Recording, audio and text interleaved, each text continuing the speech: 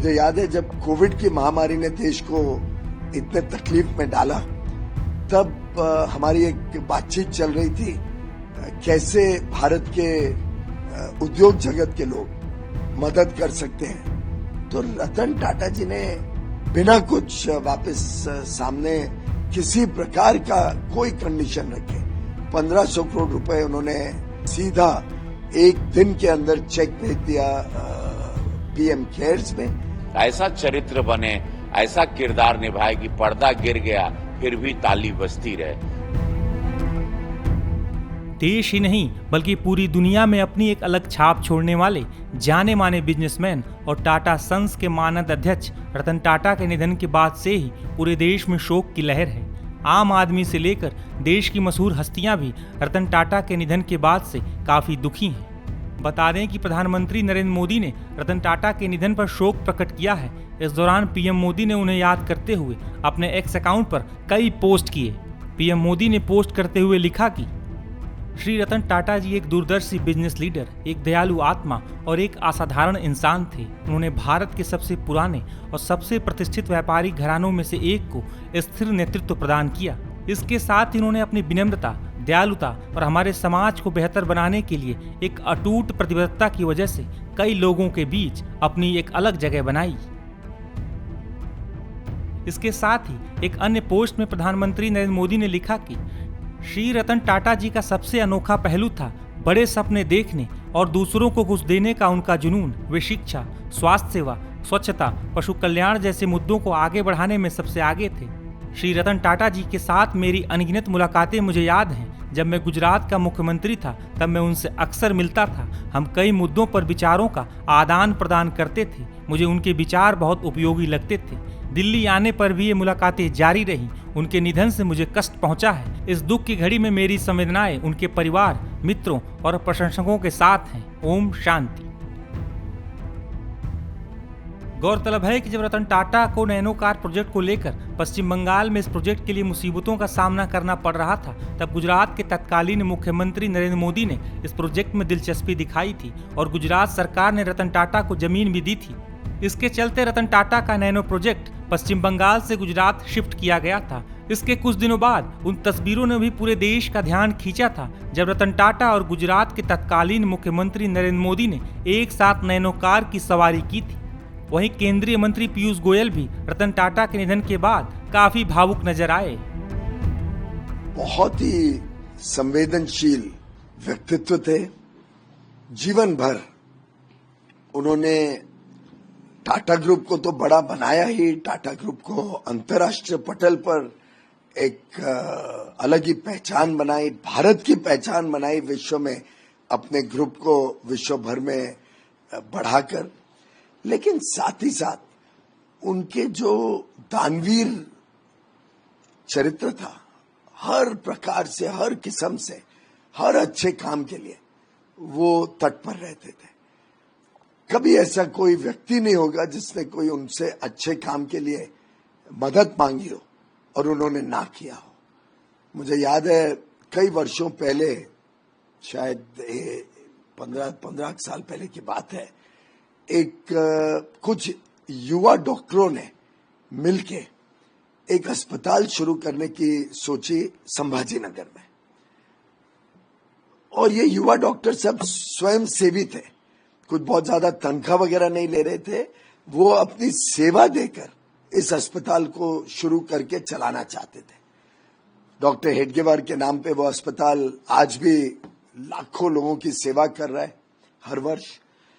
और जब उनको वो अस्पताल बनाना था, तब जब रतन टाटा जी को पता चला कि युवा डॉक्टरों ने इसका कल्पना की है, तो बेझिझक उन्होंने पूरी सहायता करी और उसके कारण वो अस्पताल आज बहुत बड़ा अस्पताल के रूप में सेवा दे रहे हैं। उसकी एक्सपेंशन भी हो रही है, अब वहां पे मेडिकल कॉलेज बनने जा रहा है। और एक ऐसा अस्पताल जिसके लोग कभी रतन टाटा जी को जानते नहीं थे, कुछ नहीं थे, लेकिन उनकी सेवा भावी चरित्र को देखकर रतन जी ने रत्ती भर भी सोचा नहीं, सीधा पैसा दे दिया। मुझे याद है जब कोविड की महामारी ने देश को इतने तकलीफ में डाला, तब हमारी एक बातचीत चल रही थी कैसे भारत के उद्योग जगत के लोग मदद कर सकते हैं। तो रतन टाटा जी ने 1 मिनट झिझक नहीं की, सीधा कहा कि टाटा ग्रुप 1500 करोड़ रुपए कोविड की लड़ाई के लिए सरकार के साथ जुड़ के खर्चा करेगा, बिना कुछ वापस सामने किसी प्रकार का कोई कंडीशन रखे। 1500 करोड़ रुपए उन्होंने कमिट कर दिए कोविड की लड़ाई के लिए, जिसमें से 500 करोड़ रुपए उन्होंने सीधा 1 दिन के अंदर चेक भेज दिया पीएम केयर्स में, जिससे कोविड की लड़ाई में भी हमारे हाथ मजबूत हुए। मैं समझता हूं एक ऐसा व्यक्तित्व है जिन्होंने जीवन भर व्यापार और उद्योग को तो बहुत नई ऊंचाइयों तक लेके गए ही, ईमानदार व्यवस्थाओं से भी कैसे उद्योग बड़ा बन सकता है, अंतर्राष्ट्रीय पटल पर जा सकता है, उसका एक जीवंत उदाहरण टाटा ग्रुप के रूप में बनाया। लेकिन साथ ही साथ उनका जो निहित चरित्र था, एक सेवा भावी, एक बहुत ही सरल व्यक्तित्व था, उसको कभी बदला नहीं। बता दें कि इस दौरान बीजेपी सांसद रवि किशन ने भी रतन टाटा के निधन पर शोक जताया है। आज टाइटन की घड़ी का कांटा रुक गया और पूरा देश, पूरा विश्व उनको मिस कर रहा है, मिस करेगा, क्योंकि ऐसे इंडस्ट्रियलीज, रतन टाटा जी जैसे कैरेक्टर, चरित्र के इतने स्ट्रांग मैन, ऑनेस्ट मैन बहुत कम मिलते हैं। मैंने अपने जीवन में नहीं देखा। हमको जहाज में बैठे तो टाटा, ताज होटल रुके तो टाटा। टाटा उस वक्त भारत की पृष्ठभूमि को, भारत की रूपरेखा को बड़ा किया जब भारत आजाद हुआ, और उसके साथ टाटा का बहुत बड़ा पायदान रहा, जिसको देख के मुकेश अंबानी जी का परिवार आया, उनके पिताजी धीरूभाई अंबानी जी, अदानी जी आए, और ऐसे अनगिनत इंडस्ट्रियलीज को एक उम्मीद दी।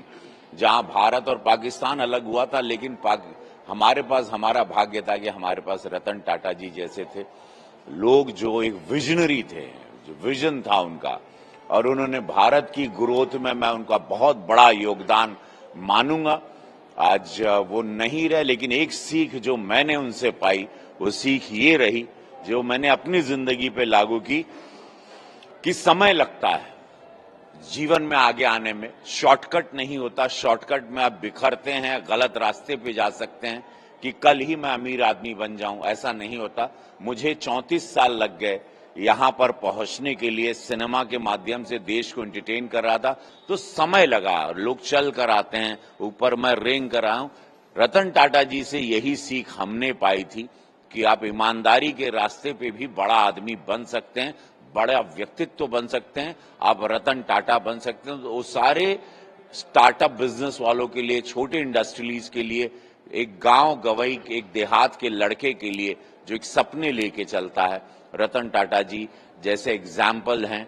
आज वो सब उनको मिस कर रहे हैं, और उनसे एक सीख लेके हम सब आगे बढ़ रहे हैं कि ईमानदारी के रास्ते से आप बड़े व्यक्ति बन सकते हो। पर्दा गिरने के बाद भी ऐसा चरित्र बने, ऐसा किरदार निभाए कि पर्दा गिर गया फिर भी ताली बजती रहे। तो जीवन में ऐसा करें कि जब आपके जीवन का पर्दा गिरे और लोग तालियां बजाते रहें।